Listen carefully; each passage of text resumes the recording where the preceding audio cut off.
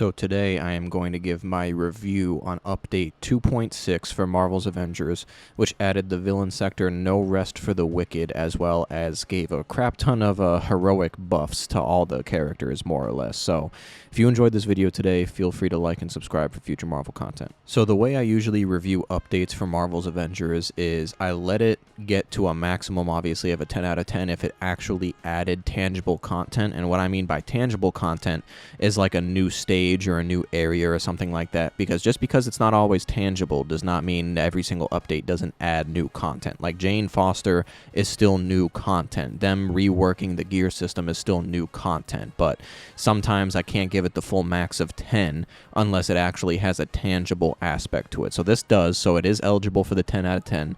Spoiler alert, it's not going to get it, but it's honestly not as bad of an update as I think people might be giving it credit for. So obviously, let's get this out the way. So the heroic buffs are easily the best thing about this update, right? So I went over all of the heroic buffs in the latest blog. I'll have the video on the end card of this video. But basically, everybody is getting an absurd buff to their heroics, and it can especially be felt, in my opinion, from Spider-Man, Black Panther, Thor, and Hulk. Spider-Man and Black Panther are a little more obvious that they feel it because they got huge buffs. Black Panther got a huge buff to King's Mercy, and then Spider-Man got a huge buff to Web Bomb. Like, I think I was able to do just under 1 million for Web Bomb, and I didn't even try to, like, optimize it or anything. Same thing with Black Panther. Black Panther is easily able to get a couple 100,000 damage off of a King's Mercy, and I don't even have like a high heroic stat with him. So those obviously are easily felt the most because before those heroics barely did anything. Thor and Hulk now, obviously, they were strong before, but now they're able to do even more damage with Thor's Bifrost and God Blast.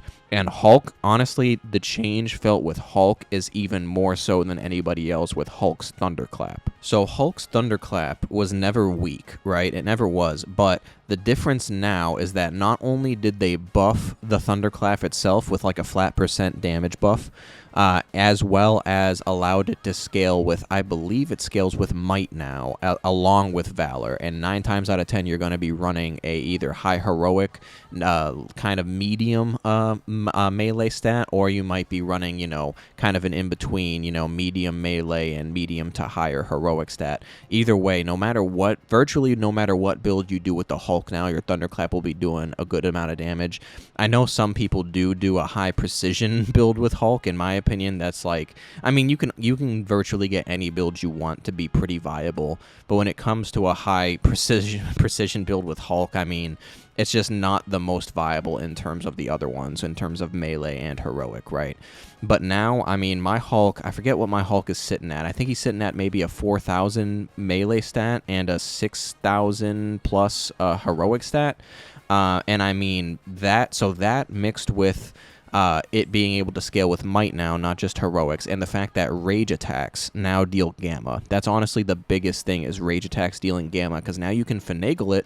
So when you do a Thunderclap, the way I've been doing it, I don't know if there's like a proper method to it or anything, but the way I've been doing it is the moment that I do Thunderclap, I hit R2 and it like adds the gamma to it because it adds the rage to it.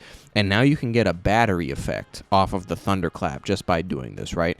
So you can apply Vibranium, and then you can do a rage gamma infused Thunderclap and deal that much damage. Like, I think I did a casual 3 million Thunderclap after testing it out with the battery effect, and my heroic isn't even as high as I know it could go. Like, I've seen high heroic builds with Hulk for 175 that can get to like 10,000. Mine was only at like in between 6 and 7,000. So the fact that I can just hit 3 million like that just casually, I mean, the heroic buffs to all these heroes are it's kind of ridiculous. And I mean, everybody got buffs. The only one who didn't get as much buffs as everybody else was Hawkeye. He only got a buff to his heroic, his recovery arrows.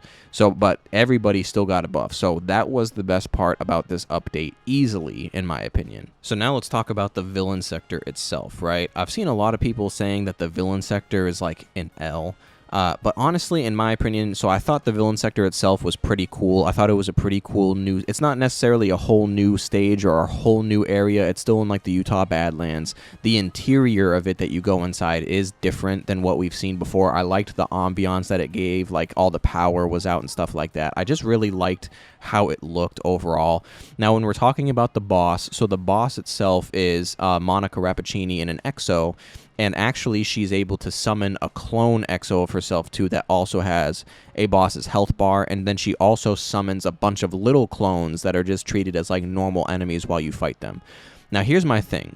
A lot of people were complaining. I shouldn't say complaining, but a lot of people were, like, bulldozing through this fight. And they're saying, oh, no, the villain sector's an L. You know, we're able to do it. Honestly, here's my thing. I honestly, when you examine it from a casual player aspect, and when I say a casual player, I'm referring to someone who might not only just play the game casually, as the term suggests, like not playing it all the time, but I'm also talking about a player who might even play it all the time, but they might not care about like the meta of builds and stuff like that. So when it comes to people like that, I think this villain sector is actually going to be pretty fun and pretty tough. And one of the reasons why I say that is because it's almost the experience that I got, because I went into the villain sector with my Captain America, and I hadn't had seen any footage of it beforehand or anything like that. And when I got to the Monica boss fight, the way my Captain America build is set up is it's set up for battery damage with my Brooklyn Brawler. So I apply Vibranium, and then my Brooklyn Brawler light combo finisher does Sonic. So it does a crap ton of battery damage, right? But the way this fight is set up with the two Monicas, they teleport away before I'm able to get the battery effect off from my light combo finisher. So I'm honestly not going to lie. The villain sector was pretty tough for me. And I'm talking, I did it at power level 175 with my cap. And I also had it on challenge 4. So everybody was 185.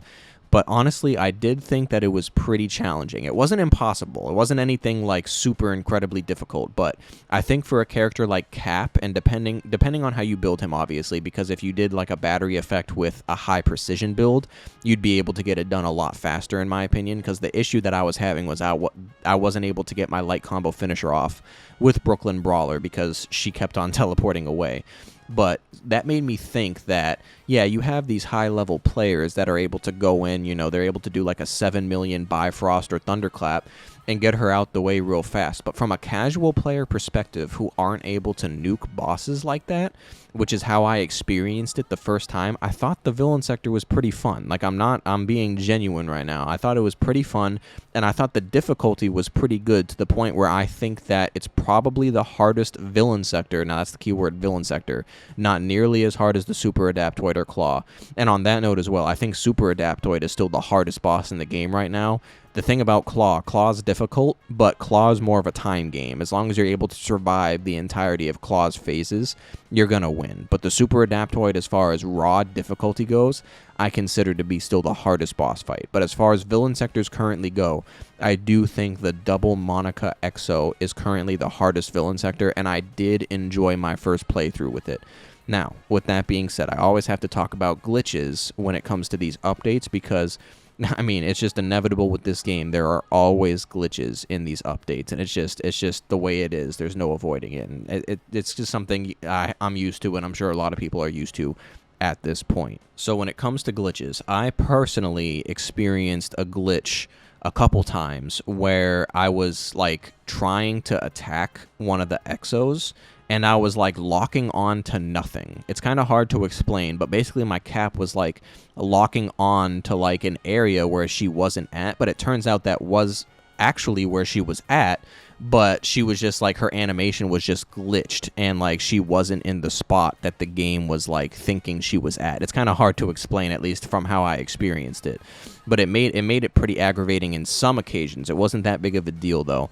And then the biggest glitches that I've seen have honestly been the cutscenes. The cutscenes are pretty jank. The cutscenes are not perfect whatsoever, so the cutscenes were pretty jank. It kind of made me chuckle a little bit with the final cutscene with her and M.O.D.O.K. But yeah, the cutscenes were pretty jank.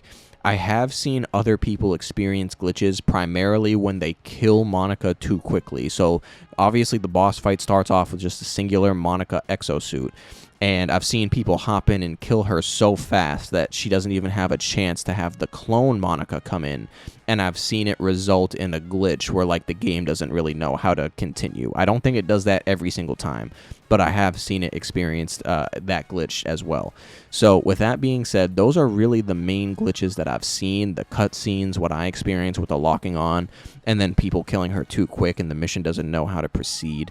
So overall, I'm going to give this update probably an 8.5 to 9 out of 10, because I still think the villain sector is pretty good. The heroic buffs, like I said, easily the best thing out of this. Like everybody, like Thor and Hulk, Spider-Man and Black Panther, I truly feel like got it the best. And I mean, Hulk hits so much harder now than he did before. It's just a fact. Like, before, the meta was 100% the Rock melee lab, but now a high heroic build with Hulk is much more viable than it was before. So 8.5 to 9 out of 10. It can't get the full 10 because of the glitches. That's usually what knocks it down in points to begin with. But comment down below, let me know what you thought of Update 2.6 in Marvel's Avengers. And if you enjoyed this video today, feel free to like and subscribe for future Marvel content, and I appreciate you for watching the video.